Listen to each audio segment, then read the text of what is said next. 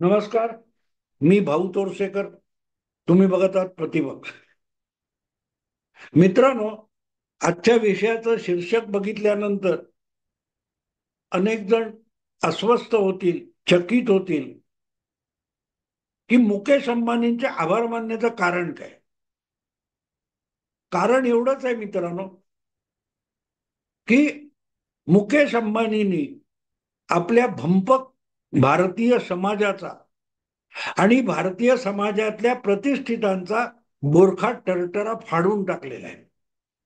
जे कोणी प्रतिष्ठित म्हणून समाजामध्ये वावरतात, या बहुतांश लोकांचा बुरखा फाडलेला आहे असं माझं मत आहे. याचं कारण गेला जवळजवळ 15-20 दिवस तरी हे देशातले सर्वात मोठे उद्योगपती मानले जाणारे मुकेश अंबानी आहेत, ज्यांच्या वडिलांनी रिलायन्स नावाचे उद्योग सुरू केला. पुढे त्याचं उद्योग समूहात रूपांतर झालं आणि त्यांचा वारसा घेऊन मुकेश अंबानी आज पुढे चाललेत. आणि बघता बघता गेल्या अर्धशतकामध्ये मुकेश अंबानी यांनी आपल्या पित्यानंतर उद्योगाचं एवढं साम्राज्य वाढवलं की आज परंपरेने जे टाटा बिर्ला होते त्यांना सुद्धा मागे टाकले. पण त्यांचे आभार मी मानण्याचं कारण असं की त्यांनी आपल्या मुलाचं जे अनंत अंबानीचं लग्न काढलं, त्याचा गाजावाजा गेले 20-30 दिवस, महिनाभर असेल, मला नेमकं सांगता येणार नाही, पण त्याच्या बातम्या ज्या येत आहेत त्या बघून मी खरंच चकित झालो मित्र, खरंच चकित झालो.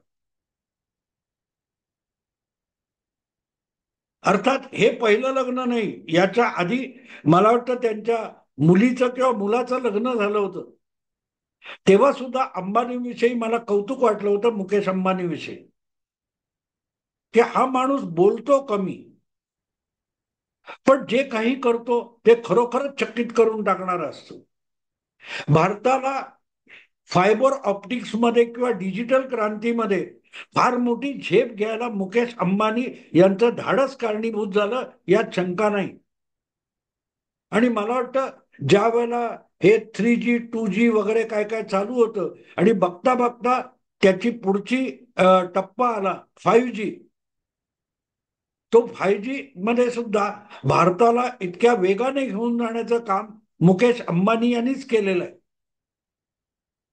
आणि मेक इन इंडिया या बाबतीत मुकेश अंबानी यांनी फार मोठं काम केलंय. उद्योगपती असला तरीही या माणसाने मोठं काम केलंय, हे मान्य करावं लागेल. पण एका बाजूला हे असलं काम करत असताना त्यांच्या पत्नी वेगवेगळ्या सामाजिक किंवा क्रीडा विषयक क्षेत्रामध्ये काम करतात, त्याचंही कौतुक आहे.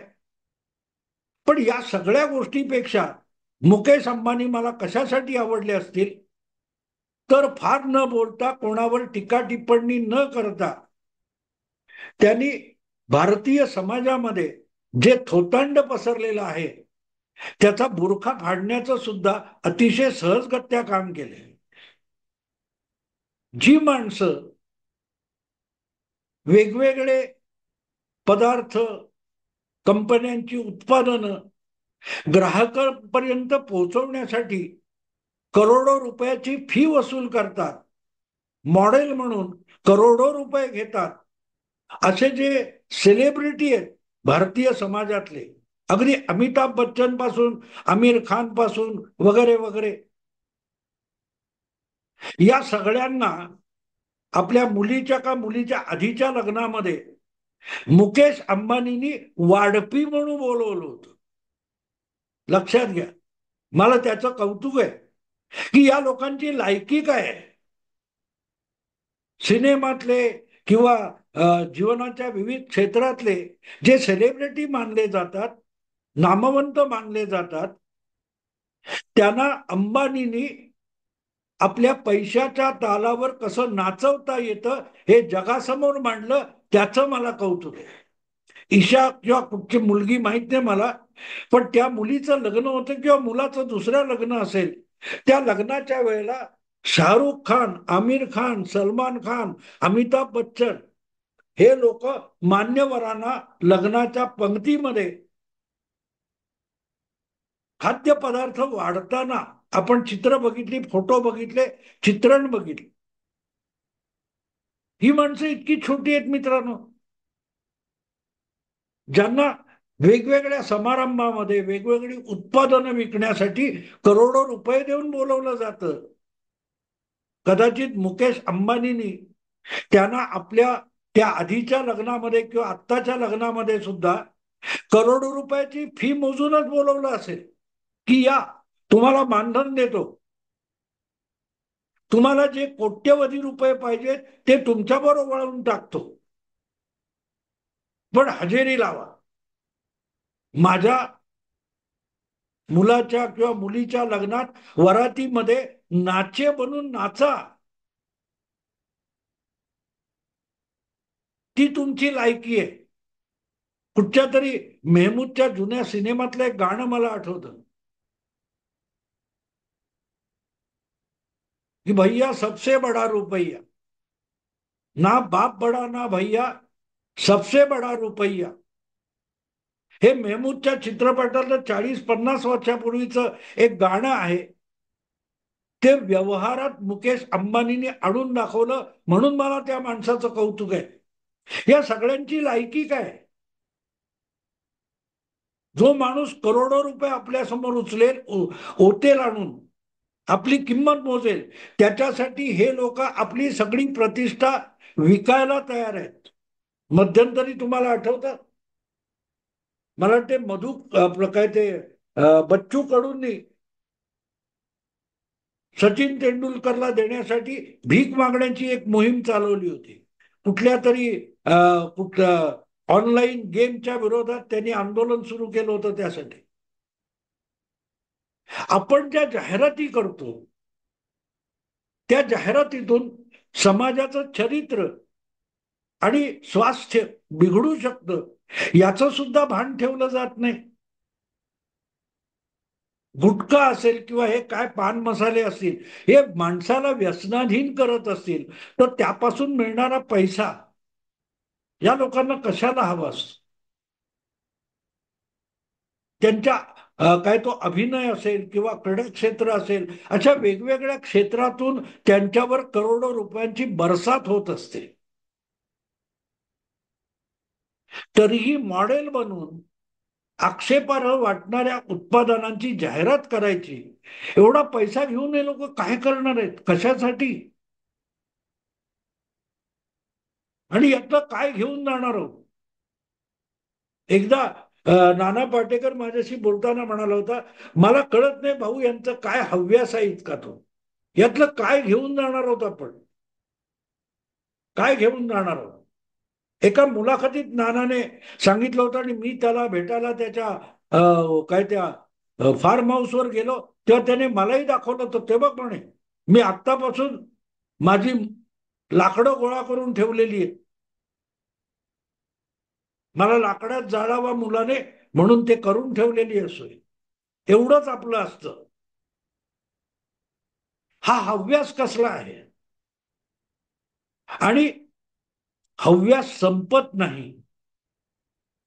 इतके हे भुकेलेले पैशाचे आहेत, याचा पुरावा मुकेश अंबानी देतात. त्याचं मला कौतुक आहे मित्र. मी आभार तेवढ्यासाठी मानले. ज्यांना आपण समाजातले फार प्रतिष्ठित वगैरे समजतो, त्यांची खरी लायकी काय आहे हे आपल्या सगळ्यांना माहिती आहे, पण बोलायची हिंमत आपण करत नाही. फार थोडे लोक करतात, फार थोडे लोक करतात. कारण ही माध्यमांनी माजवलेली माणसं आहे, ज्यांना सेलिब्रिटी म्हणून आपल्या समोर पेश केलं जातं, आणि आपल्याला माहिती आहे हा भंपक माणूस आहे. कोण कोण होते मित्रांनो? असं समजू नका की मी सिनेमातल्या नटांबद्दल किंवा काही ठराविक पुढाऱ्यांबद्दल बोलतोय. ते शंकराचार्य पण तिकडे जाऊन पोहोचले. माणसं पैशाची भुकेली किती असतात. संसारी माणसं आहेत, हे शेवटी नट वगैरे कोण अभिनेते आहेत, हे सुद्धा व्यवहारी आणि संसारी आहेत. पण शंकराचार्यांचं काय करणार, जे स्वतःला दैवतापर्यंत पोहोचलो असं समजतात, असे जे शंकराचार्य आहेत, ते सुद्धा अंबानींच्या लग्नात जाऊन पोहोचले. सन्मान स्वीकारायला सन्मानाचे भुकेलेले असतात ही माणसं. शंकराचार्यांना पैसा नको आहे, मी मान्य करतो. पण देशातला सगळ्यात मोठा उद्योगपती, करोडपती आपले पाय धरतो, याचं प्रदर्शन मांडायची हौस सुद्धा असतेच ना. तो सुद्धा लोभ असतो, मोह असतो, हव्यास असतो, आपलं मोठेपण मिरवण्याचं. मोठमोठे अभिनेते आले आणि ते नाचले, पण त्यांना नाचवणारा माझ्या पाया पडला, हे दाखवण्याचा हव्यास त्या शंकराचार्यांना सुद्धा होता. महाराष्ट्राचे उद्योग पळवले, गुजरातला पळवले, म्हणून रडणाऱ्यांचे चिरंजीव तेजस ठाकरे तिथे बेडम नाचत होते वरातीमध्ये. नाचता सुद्धा येत नव्हतं, पण नाचले. याला पैशाचा प्रताप, सबसे बडा रुपया भैया, सबसे बडा रुपया. आणि हे दाखवण्याचा पराक्रम मुकेश अंबानीने केला. म्हणून मी त्यांचे आभार मानले. देशाचे पंतप्रधान पण आले.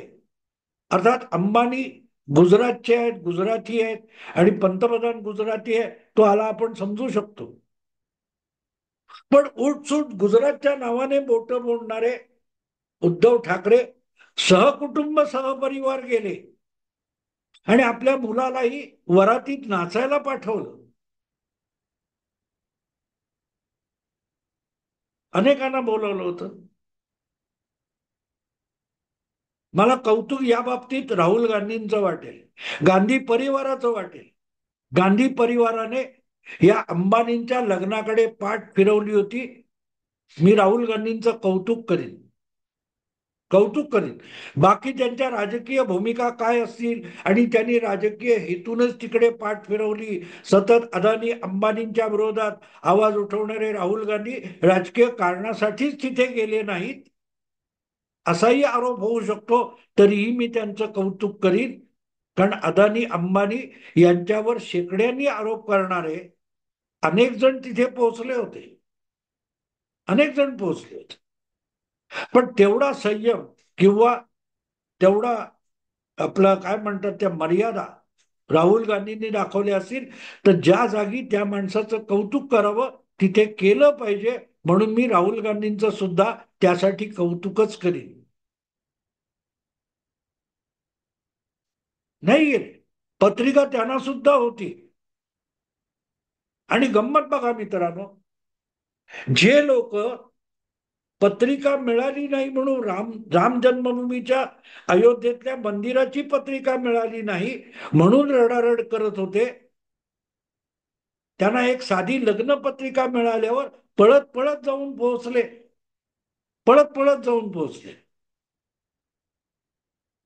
रामापेक्षा सुद्धा या लोकांना मुकेश अंबानी मोठा वाटतो, त्याची करोडोची संपत्ती मोठी वाटते. ही यांच्या विचारधारेची लायकी आहे. त्या लायकीचा विकृत चेहरा आमच्या समोर जर मुकेश अंबानीने आणला असेल, तर त्याचे आभार मला मानावेसे वाटतात. फाडून टाकला यांच्या वैचारिकतेचा चेहरा वगैरे. अर्थात मी मुकेश अंबानीचे आभार मानल्यामुळे अनेक जिओ वगैरे त्या काय त्या टेलिफोन मोबाईल सेवेचे ग्राहक माझ्यावर चिडतील. कारण हे पण आरोप मी ऐकतोय की मुकेश अंबानीने आपल्या मुलाच्या लग्नावर काही हजार कोटी रुपये खर्च केले आणि ते वसूल करण्यासाठी जिओ सेवेचा दर काय तो वाढवलेला आहे वगैरे वगैरे. त्या लोकांना मी मुकेश अंबानीचे आभार मानल्याचा राग येईल, तो येऊ दे. पण त्याच माणसाने या लोकांच्या विचारधारेचा, प्रतिष्ठेचा बोरखा फाडून टाकलेला आहे. त्याचं कौतुक केलं पाहिजे.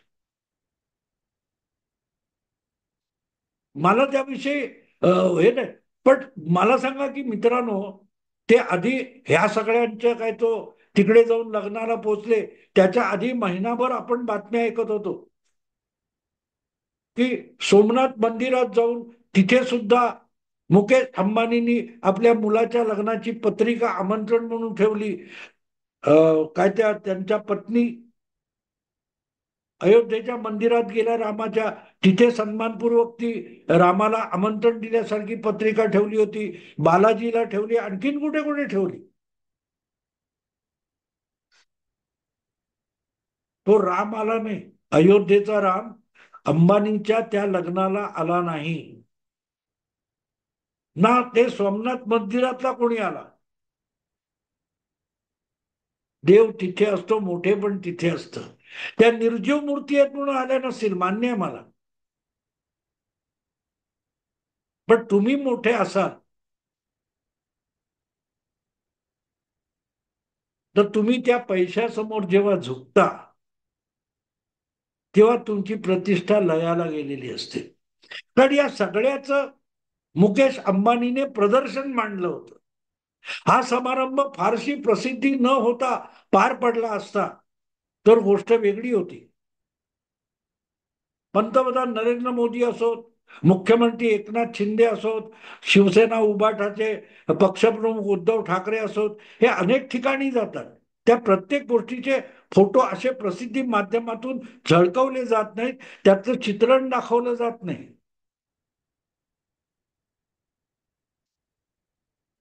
पण हे चित्रण दाखवलं जात होतं आणि मुकेश अंबानी जाणीवपूर्वक त्याचं प्रदर्शन करत होते. त्यातून ते लोकांना दाखवत होते, बघा ही सगळी तुमच्या समोर प्रसिद्धीच्या झोतात असलेली माणसं पैशासाठी किती लाचार आहेत. पैसे फेकले की कुठेही यायला तयार असतात.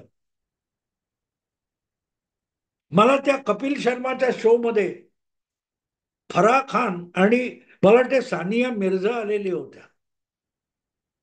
तेव्हा त्यांनी, कपिल शर्माने एक प्रश्न त्यांना विचारला होता की तुम्ही अनेक ठिकाणी लग्न आणि वेगवेगळ्या समारंभांना जाता, तेव्हा तुम्ही आहेर काय करता, असा प्रश्न कपिल शर्माने त्या नृत्य दिग्दर्शिका आहे, चित्रपट दिग्दर्शिका फराह खान आणि ती टेनिसपटू सानिया मिर्झाला विचारलं होतं.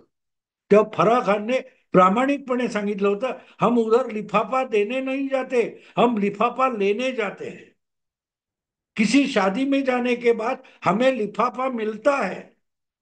याचा अर्थ सरळ आहे, कुठल्याही मोठ्या लग्न समारंभाला, विवाह समारंभाला किंवा अशा सोहळ्याला जेव्हा हे मान्यवर हजेरी लावतात तेव्हा ते आस्था, आपुलकी, नातेसंबंध म्हणून गेलेले नसतात, त्यांना तिथे विकत आणलेले असतात. आणि मित्रांनो, ही गोष्ट मी मुद्दाम सांगतोय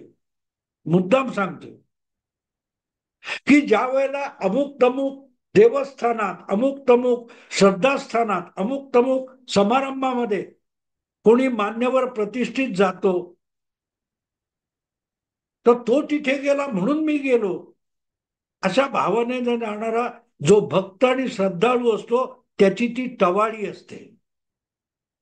जसा एक माल विकावा, एक उत्पादन विकावं, त्यासाठीच्या जाहिरातीचं मॉडेल म्हणून हे अभिनेते वगैरे त्यांना वापरले जातात, त्यापेक्षा अंबानीच्या किंवा इतर कुठच्या लग्नामध्ये, सोहळ्यामध्ये हे प्रतिष्ठित लोक जातात, ते आस्थेने, आपुलकीने, नातेसंबंध म्हणून जात नाहीत, मैत्री म्हणून जात नाहीत, त्यांना लिफाफा मिळत असतो. त्या सानिया मिर्झाने किंवा फराह खानने प्रामाणिकपणे कबूल केलं, बाकीचे सगळे कबूल करतील असं नाही. पण लोकांना एवढे मोठे सेलिब्रिटी जातात, तर आपण की झाड की पत्ती आहोत, आपण पण गेलं पाहिजे म्हणून आपण गर्दी करायला लागतो. मग ते देवस्थान असो, नवसाला पावणारा देव असो, किंवा मुकेश अंबानीच्या घरचं लग्न असो, हे सगळे पैशाचे चोचले आहेत. लोकांना भुरळ घालण्यासाठी केलेला एक तमाशा असतो मित्रांनो. आणि तो तमाशा अतिशय विदारक दृष्टीने, विदारक स्वरूपामध्ये जर जगासमोर मुकेश अंबानीने आणला असेल तर त्याची पाठ थोपटली पाहिजे, असं माझं प्रामाणिक मत आहे. आणि म्हणून हा सगळा स्वतंत्र व्हिडिओ मी केला.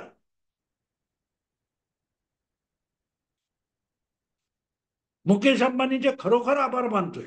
मग त्याने ते जिओचे रेट वाढवो, काय करो, मला त्याच्याशी अजिबात कर्तव्य नाही.